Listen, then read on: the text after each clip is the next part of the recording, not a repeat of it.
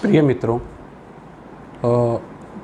कुछ लक्षण रोगी जो अनुभव करते हैं और वो आकर के जब एक डॉक्टर से शेयर करते हैं तो अनेक बार वो लक्षण कुछ अलग से होते हैं जिनका कि जो मेंशन है वो यूजुअली जो मेडिकल बुक्स हैं उसमें नहीं होता है। जैसे फॉर एग्ज़ाम्पल ऐसे अनेक बहुत सारे पेशेंट्स आते हैं जिनमें कि कुछ ऐसी रिफ्लेक्स मैकेनिज़्म होती हैं कि वो शरीर के किसी पार्ट पे यदि प्रेस करते हैं तो उनको डकार आ जाती है। इसके अलावा बहुत सारे ऐसे पेशेंट्स होते हैं जिनको हमने प्रैक्टिकली कुछ पायलट स्टडी भी की हैं और उस चीज़ को अनुभव भी किया है कि खाना खाने के बाद जो कुछ लोगों को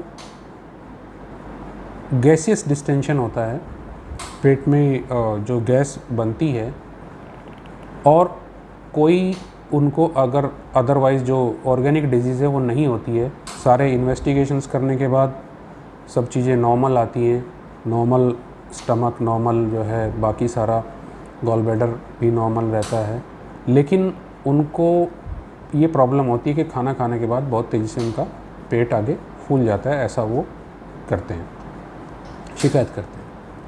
इस कंडीशन में हमने ये देखा है कि उनका जब हमने बीपी मेज़रमेंट किया है तो वो ब्लड प्रेशर बढ़ा हुआ मिलता है, और यदि कुछ मेडिसिन्स या कुछ ऐसे चीज़ें देने के बाद जो कि इंटेस्टाइन मोटिलिटी को बढ़ा करके गैस को क्लियर कर देती हैं या पेट को हल्का कर देती हैं, तो ये देखा गया है कि उनमें जो ब्लड प्रेशर का मेज़रमेंट है वो पहले की तुलना में कम हो जाता है, सब्सटेंशियली कम हो जाता है। ये अनुभव किया गया है। और इसके अलावा भी कुछ और सिम्टम्स इस तरीके के होते हैं कि जो रोगियों में मिलते हैं और वो अक्सर इसकी शिकायत करते हैं, लेकिन जो एस्टेब्लिश्ड जो फिजिशियन हैं वो उसको कहीं ना कहीं निगेट करते हैं या उसको संज्ञान में नहीं लेते हैं। जैसा कि बहुत सारे लोगों का ये मानना होता है कि गैस जब पेट में बनती है तो वो ऊपर की ओर जब चढ़ती है तो उनको सिर में दर्द का होना या गिड्डीनेस या चक्कर का आना, या डायफ्राम को जब ऊपर की तरफ पुश होते हैं तो उनको कुछ ब्रीथलेसनेस आदि इस तरीके के सिम्टम होते हैं। तो ये नॉर्मल मेडिकल साइंस में अच्छे तरीके से एक्सप्लेनेबल चीज़ें नहीं हैं यूजुअली। फ्लैचुलेंस सिंपल कह के और उसके साथ उसको छोड़ दिया था, उसके साथ जुड़ी हुई डिस्कम्फर्ट। बट ये एक फैक्ट है। जब हम आयुर्वेद के अनुसार इसको डिफ़ाइन करते हैं तो एक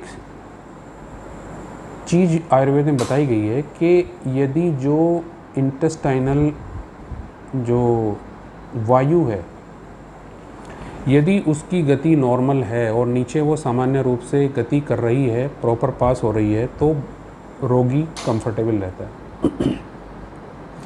लेकिन यदि किसी कारण से बॉडी में कोई समस्या आने से या ऐसी जो स्ट्रेसफुल है या किसी कारण से कॉन्स्टिपेशन या स्टूल का प्रॉपर पास न करने की वजह से यदि उसकी मूवमेंट में कोई रुकावट आती है, अवरोध होता है, तो वो विमार्ग यानी कि ऊपर की ओर गमन करने लगता है, यानी कि जिसको कि हम कहते हैं रिवर्स हो जाता है वो। और उस कंडीशन को कहते हैं उदावर्त। उदावर्त का मतलब होता है उत यानी कि ऊपर की ओर और आवर्त रूप में वायु का चढ़ना। और ये उदावर्त अलग अलग तरीके के होते हैं, मतलब केवल वायु का ही नहीं होता ये बाकी जितने भी बॉडी में जो अर्जिज हैं, जो नेचुरल अर्जिज हैं, चाहे वो फ्लैटस हो, चाहे वो स्टूल हो यानी कि मलत्याग हो, चाहे वो यूरिन हो, चाहे वो इसके अलावा बहुत सारी चीज़ें जैसे छींक का आना है, इसके अलावा जैसे नींद है, इसके अलावा जैसे आँखों से आंसू हैं, ये इनको अर्जिज माना गया है बहुत सारे। तो इनको यदि रोका जाता है तो ये प्रॉब्लम क्रिएट कर देते हैं, और ये फैक्ट है। आप देख लीजिए, यूरिन को होल्ड करके देख लीजिएगा, आप प्रॉब्लम क्रिएट हो जाती है तुरंत। आप स्टूल को होल्ड करके देख लीजिएगा, प्रॉब्लम क्रिएट हो जाती है। तो आयुर्वेद ये कहता है कि जो भी नेचुरल अर्ज है उसको रोका नहीं जाना चाहिए।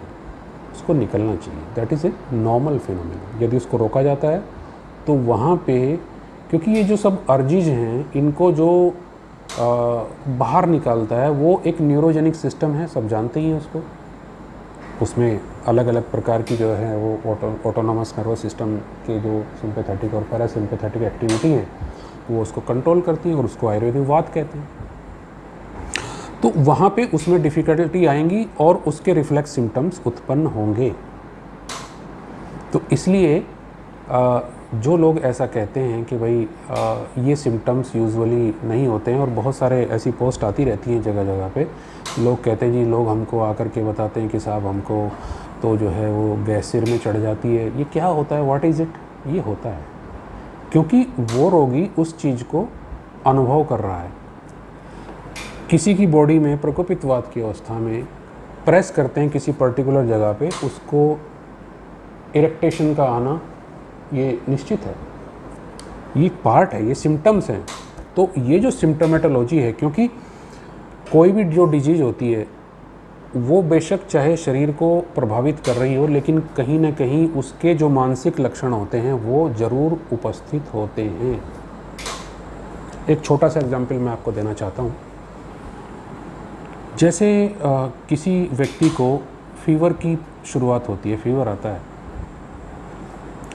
तो जो पहला लक्षण उसको उत्पन्न होगा उस व्यक्ति को काम करने में या जो भी वो नॉर्मल वर्क कर रहा है उसमें उसका इंटरेस्ट ख़त्म हो जाएगा, वो डिसइंटरेस्ट हो जाएगा।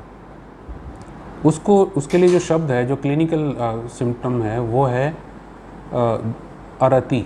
अरति का मतलब होता है अ माने एब्सेंट या नहीं होना, और रति कहते हैं किसी चीज़ में मन लगना, किसी कार्य में हमको प्रवृत्त होना या मन लगना, उसको रति कहते हैं बेसिकली। रत होना, इच्छा होना, हमारा डिज़ायर होना, लेकिन उसमें अरति आ जाती है, यानी कि हमारी डिज़ायर ख़त्म हो जाती है, हमको ऐसा लगता है कि बस हमको अब लेट जाना चाहिए। ये लक्षण जो है ये उसमें मिलता है।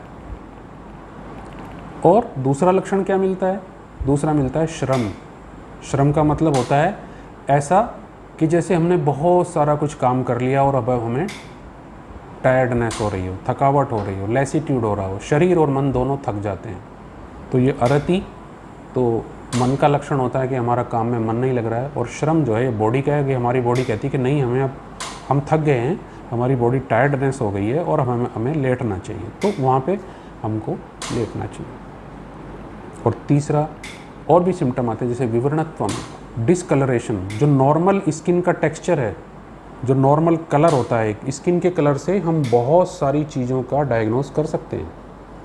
मैं आपको आगे लेक्चर्स में बताऊंगा कुछ आप। तो हम बहुत सारे जो है वो उनको लक्षणों के आधार पर, ये लक्षण जो आयुर्वेद में बताए गए हैं ये बहुत ही क्रिटिकल एनालाइज करने के बाद हमारे परंपरा ने, जो हमारी श्रुति से प्रारंभ होकर के और डॉक्यूमेंटेड के बाद उसकी जो है उस पर डिफरेंट टाइप की कमेंट्रीज़ के बाद जो एक उपस्थित हुआ है, वहाँ पे ये सिम्टम्स हैं। तो इसलिए इन सिम्टम्स को बहुत ही इफ़ेक्टिवली हमको करना चाहिए और इसका प्रयोग किया जाना चाहिए, तो हमें पता लग जाएगा कारण क्या है। देखिए, मैं क्यों ये बात कह रहा हूँ, मैं इसलिए ये बात कह रहा हूँ कि कोई भी जो डिज़ीज़ होती है, कोई भी बीमारी जो होती है, यदि हम उसका पहले पता लगा लें, तो सामान्य रूप से हम उसको इफ़ेक्टिवली ट्रीट कर सकते हैं। तो आयुर्वेद में सुश्रुत ने किसी डिजीज़ के उत्पन्न होने के 6 स्टेज बताए हैं। और कमाल की बात यह है, जो सबसे आश्चर्यजनक बात है वो ये है कि वो डिज़ीज़ के जब लक्षण उत्पन्न होते हैं वो 5वीं अवस्था में होते हैं और 6ठी में कॉम्प्लिकेशन। यानी कि पहली जो 4 अवस्थाएं हैं वो डिज़ीज़ उत्पन्न होने से पहले की हैं।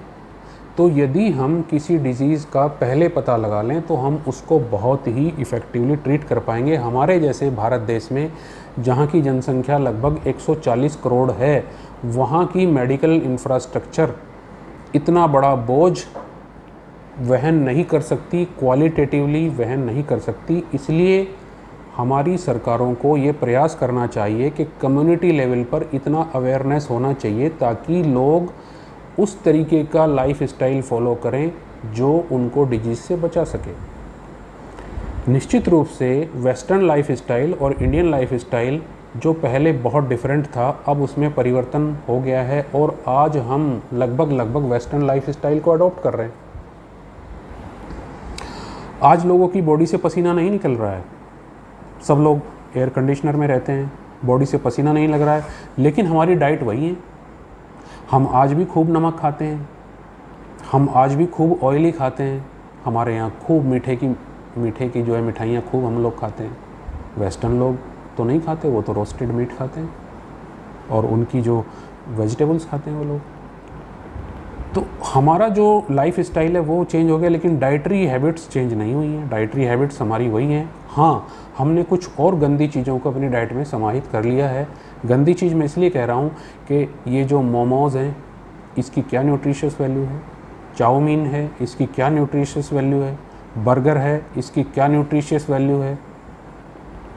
तो ये सब बेकार की चीज़ें हैं, ना इनमें कोई फाइबर होता है और ये बॉडी के लिए टॉक्सिन का काम करती है। आज हम मैगी खाते हैं। हमारे पास हमारी संस्कृति में इतने अच्छे खाने होने के बाद आज हम एक रोड साइड वेंडर जो एक गंदे तरीके से जो है इनको सबको बनाता है और हम उसको खाते हैं। अभी तो और बहुत सारी चीज़ें आ गई हैं, मैक्रोनी और इस तरीके की चीज़ें आ गई हैं। ये बहुत ही सेहत के लिए अच्छा नहीं है। और आज इसी कारण से आप देख रहे हैं कि हमारे देश में जो गैस्ट्रोइंटेस्टाइनल डिजीज़ हैं और उनमें एक बड़ा जो उसका फ्रैक्शन है जिसको हम एनोरेक्टल डिजीज़ कहते हैं, वो बहुत तेज़ी से बढ़ रही हैं। हमारे पास बढ़ते हुए पेशेंट्स में हम इस बात का स्टैटिस्टिकली एनालाइज कर सकते हैं कि ये जो डाइट पैटर्न है ये ठीक नहीं है।